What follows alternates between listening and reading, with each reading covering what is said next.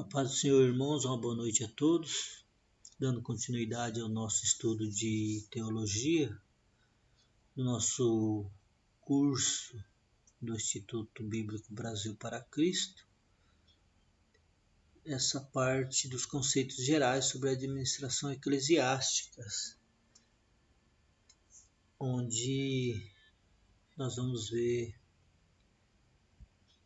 uma parte final que ficou da primeira parte dos conceitos gerais, que é o finalzinho, do qual diz respeito aos aspectos teológicos da administração eclesiástica.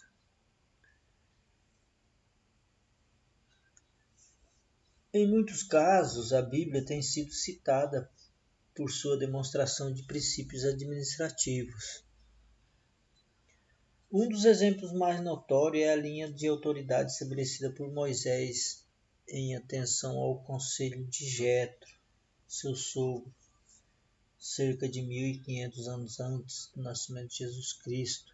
Está previsto lá em Êxodo 18, de 13 a 27. Outros exemplos são vistos como no sacerdócio araônico, ou seja, o sacerdócio de Arão, que foi instituído como um sumo sacerdote e ordens de sacerdotes sob sua direção. Não há variação de categorias aí. Davi divide o sacerdote em 24 turnos, maiorais do santuário e maiorais da casa de Deus, previsto lá em 1 Crônicas 24. Segundo o plano de Deus, a autoridade vem dos níveis mais elevados para os inferiores. Ele traz consigo grandes responsabilidades. E as pessoas investidas de autoridade são divinamente ordenadas a usá-la responsavelmente para os próprios e para os propósitos celestiais. Sendo assim, a organização é bíblica, é universal, é tão antiga quanto a própria humanidade. A arqueologia tem comprovado isso, né? Desde o princípio, os homens sentiram necessidade de se organizar em sociedade ou grupos, a fim de proverem os meios de subsistência e sobrevivência. Deus orientou Noé a construir a arca para salvar-se do dilúvio. Instruiu detalhadamente Moisés a conduzir o povo através do deserto. Deus deu dados completos para a construção do tabernáculo, da arca, do testemunho e sobre os altares para a cerimônia.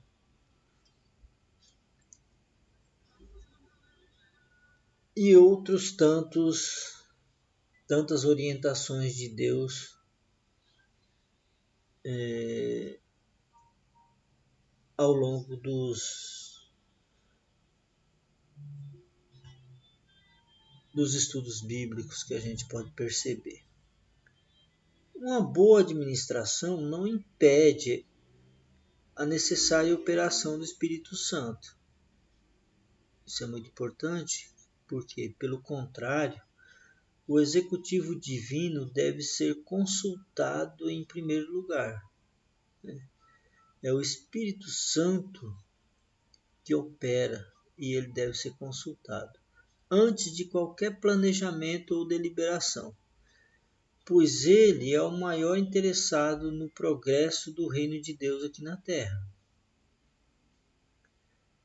Nós não podemos nos esquecer de que somos mordomos de Deus e devemos administrar bem essa mordomia, não no sentido de mordomia do qual a gente entende, mas de mordomia no sentido de ser mordomo, de cuidar das coisas de Deus na terra.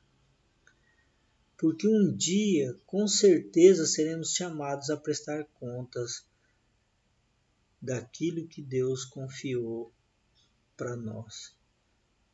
como administrador eclesiástico, administrador da igreja, administrador dos rumos para onde vai o seu povo, aquilo que ele deixou como ensinamento. Então, esse é um dos conceitos gerais e os aspectos teológicos do qual nós somos chamados a conduzir. Nesses termos aí, a Bíblia e a organização é bíblica e ela é universal e é tão antiga quanto a humanidade. A arqueologia tem comprovado isso, necessidade humana.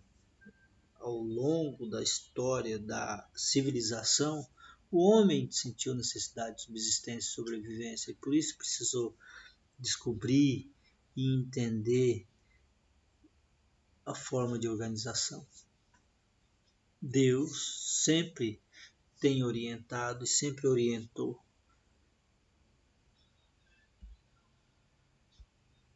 Cabe a nós entendermos essa orientação e conduzir bem, né, dentro desses aspectos bíblicos de condução da igreja.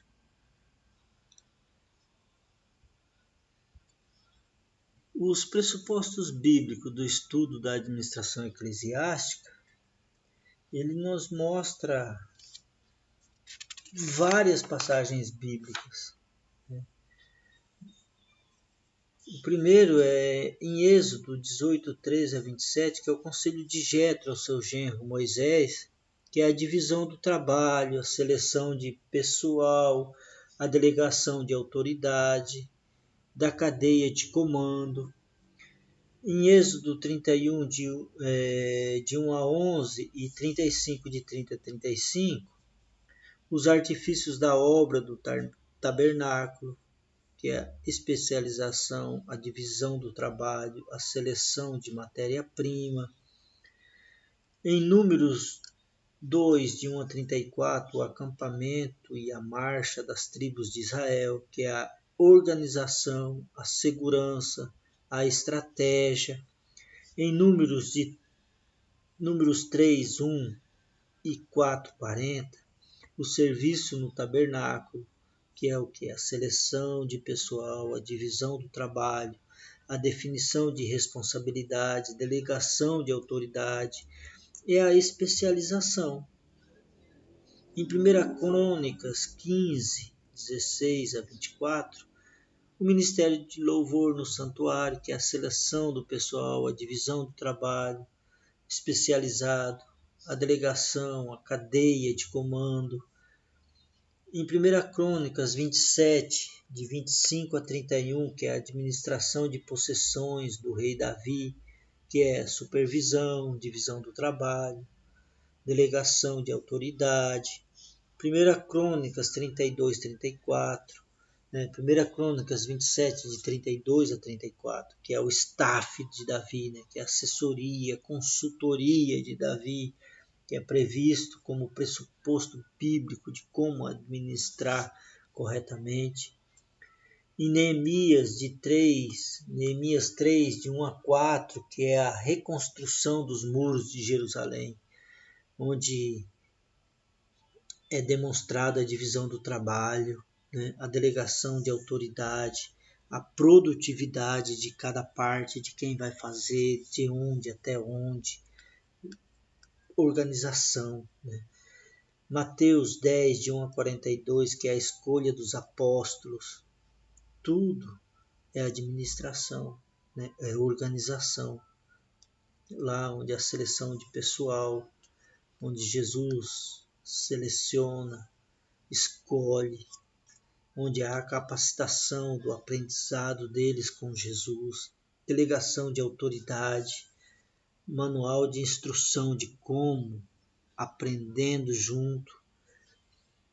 Em Atos 6, de 1 a 7, que é a escolha dos diáconos, seleção de pessoal, capacitação, divisão do trabalho, delegação de autoridade.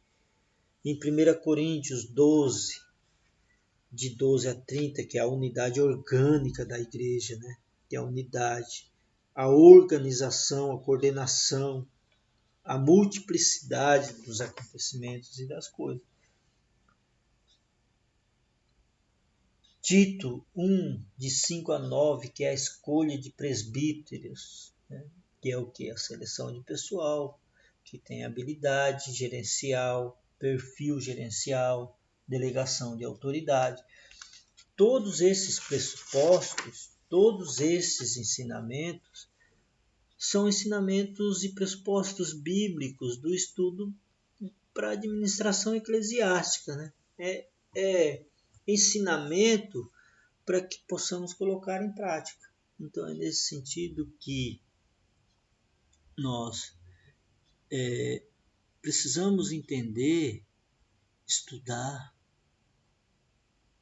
compreender e colocar em prática, né, esses pressupostos e esses conceitos gerais como entendimento para colocar em prática na nossa administração eclesiástica.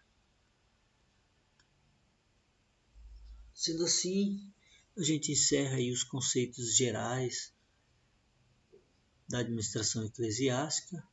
Né? Qualquer dúvida, entre em contato. Obrigado pela atenção. Fiquem todos na paz de Deus.